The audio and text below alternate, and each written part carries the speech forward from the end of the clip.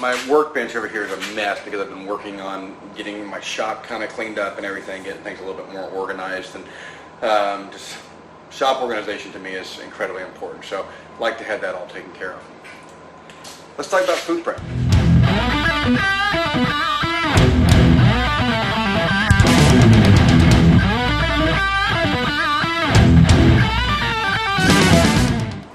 Okay, we are not a prepper channel by any means, and Madeline and I are not preppers, but we do keep our minds open for, and when I say preppers, what I'm talking about is the people on doomsday preppers, like those guys that like stock 35 years worth of food, millions of rounds of ammo, which I'm all about guns, so don't get me wrong there, but anyways, so when I talk about preppers, that's what I'm talking about. When I say that we're not preppers, we're not in that category. What do we do? Well, we don't stock 35 years worth of food for 4 people because, for one, I'm not going to eat that garbage that stocks that long. It's just not good for you. And then 2, it's not practical. It's not a practical thing to do. What is more practical and pragmatic thing to do is to be ready to rejuvenate our food stores once a year, right? Like our forefathers did. And so what did grandma do? What did great grandma do? How did they take care of this? Well, they basically built their lifestyle around having a year's worth of food supply on hand, and it would be restored with the crops from next year.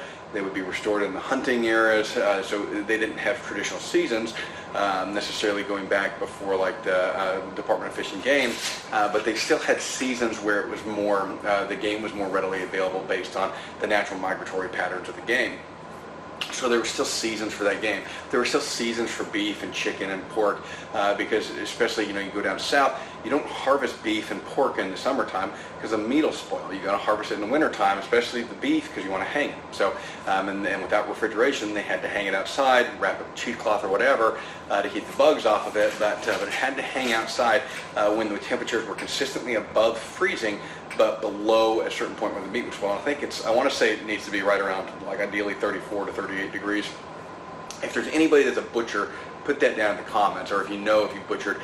We don't ever hang our own meat, so I don't keep track of that. If I can't hang it, or if I don't have an enclosed place to hang it, like somebody with an actual enclosure designed to do that, then we just grind it and make hamburger and stuff out of it. So, but usually for our beef, we just have a butcher do it for us because it's inexpensive and easy.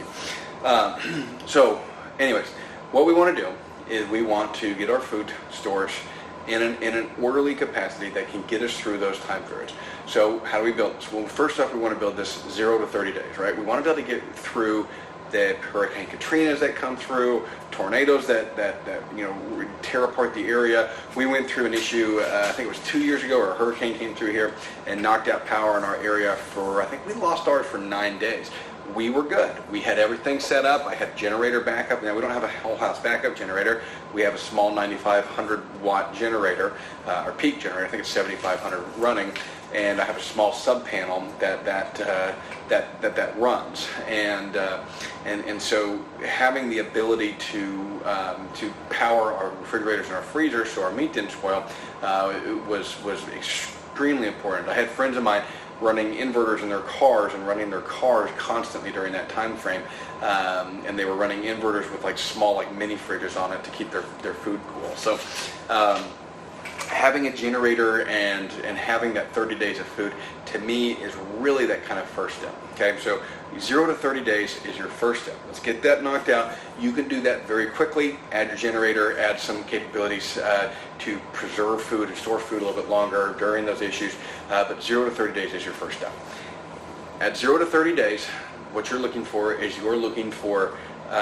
what you normally eat, right? We don't want to have a huge change. This is convenient enough that we can get the cans in the store. We can just buy extra, and you should be able to knock this out in like 2 weeks, right? This is like the Dave Ramsey approach. This is your baby step 0. Get that $1,000 in the emergency fund. That's what this is. This is that $1,000 in the emergency fund. We're not done yet, but we're getting 0 to 30 days of what we normally eat. I'm not saying go stock up a bunch of rice and beans if you don't normally eat that crap, because it's not going to be very fun to sit there and eat it. And there is a certain psychological aspect to this sustainment, where eventually people starve because they just can't eat whatever it is over and over and over again. And so we want to stock what we're normally eating. The next step is 30 days to 6 months.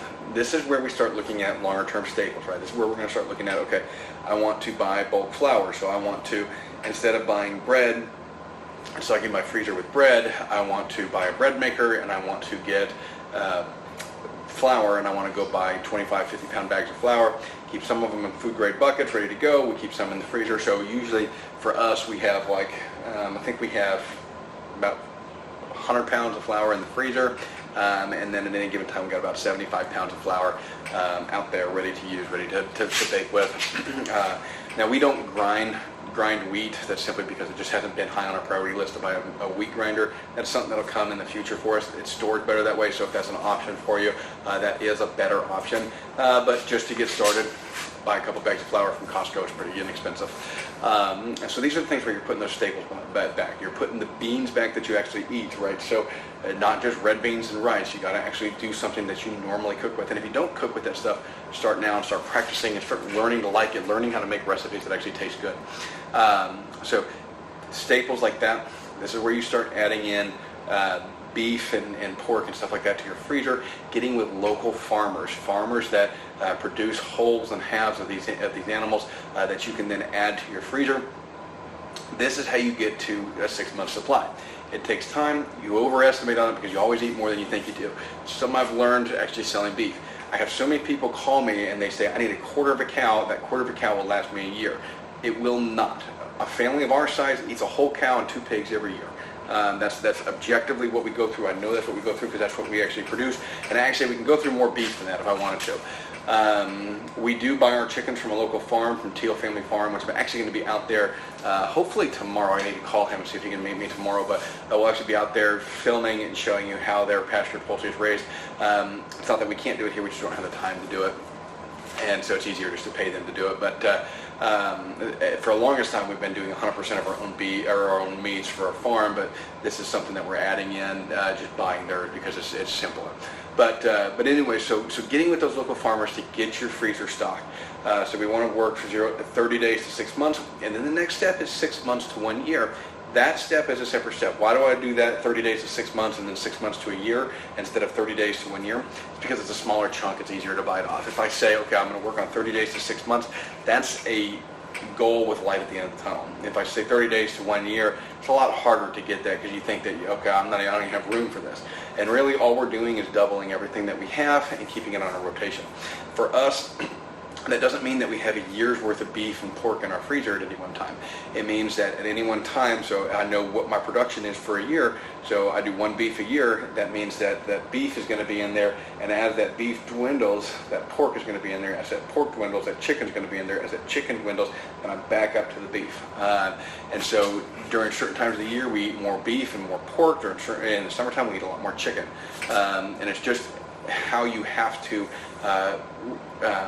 coordinate yourself and organize yourself. If you have a basement and lots of storage space, you may have more options. I don't want more than 1 freezer though, and I'll be honest with you, the reason I don't is because I don't want to be that tied to the electric grid. Our goal is to get our electric bill down as low as possible and have the capability in the future to run solar and or even a propane freezer if you can afford it.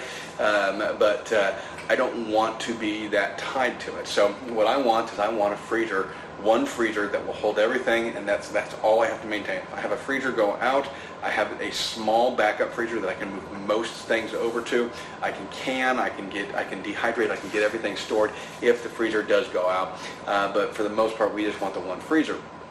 And so if you have 1 very large chest freezer, you can make it work to have a year's worth of meat in there because you don't have it all in one hand. You have it rotating throughout the year as those butcher dates come available. That's what you're shooting for here. First step is to get that half beef, get that half a hog, and get it in your freezer. Next step we'll worry about is getting that 6 months to a year, and then at this point in time we start augmenting with other meats.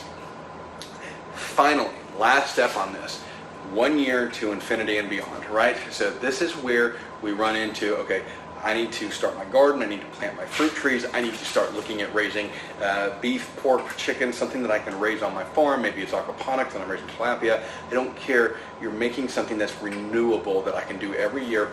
And then at this point in time, I have a year's worth of food on hand. I'm cycling this through with whatever I can produce versus what local producers are doing. Maybe you can't produce everything. Maybe you're in a subdivision and all you can have is a small garden. A small garden can produce a lot of food, and it's unreal how much food you can produce with a couple raised beds. Most HOAs do not allow you to have pet chickens, but you know what? They usually don't complain if there's no roosters in there crowing all day long. If you just have a couple silky hens, you can preserve eggs. You can have eggs on hand fresh every day that are good quality eggs, and it's good for your yard too. So there are great options for backyard poultry and for backyard farming that will allow you to augment some of that. Then you get with a beef producer, a pork producer, somebody that can augment the rest of that. And then what we're looking for right now is we're looking for local grains, people that sell non-GMO grains. And I want to be able to go and buy a 55-gallon barrel full of grain from them every year. And that's kind of the next step for us, and that's what we all need to be looking for. We all need to be looking at how do we make this go from 0 to 6 months, 6 months to a year, and a year to infinity, and make it more efficient as time goes. Then we start adding in things like we talked about, the generators, maybe a propane freezer in the future, so we're not reliant on the grid for that, for the use of our freezer. So that way, and they're actually more reliable. There are lots of options going forward. So that's what we're trying to do. That's the food goals for everybody. I don't have to tell everybody where we're at in that process, because I don't want everybody to know exactly what we have here. So we don't put that out. And I've been making these same videos from when we were at 0 to 1 days, and then, like I said, so every year should be you're trying to get further in that process. It's not necessarily a step-by-step thing, because the 0 to 30 days is the first step. Everything else you're working on kind of simultaneously. We're going to focus on that 30 days to 6 months, but if you see a deal on flour, go ahead and get your 6 month or your 30 days to a year. If you can afford a whole beef and you've got your freezer in place, get that whole beef, and then you've got a year's worth of beef. You may only be 30 days to 6 months on something else, but we're working on this simultaneously and always improving it. That's the goal. That's how we make sure that we can get through these issues, that we're not reliant on the grocery chain and these shipping issues, and that we are actually prepared and not scared for what we know is coming next year. Like we talked about in the previous video, we are going to see extremely high prices next year. This year, I think right now we're not even singing, we're not even warmed up, we're just clearing our throat right now. I think that next year the prices are going to be astronomical. So take that for what it's worth, guys. We really appreciate y'all watching. We will have more videos coming out. Like I said, we're slowing down a little bit to where I'm getting things a little bit more manageable with our business. Well, I shouldn't say slowing down, but I'm getting a little bit more manageable, and we are going to have a lot more videos here coming out. And so apologize again for not being here the last couple of weeks, but we will have a lot of content coming to you over the course of the summer. Thanks again for watching, y'all.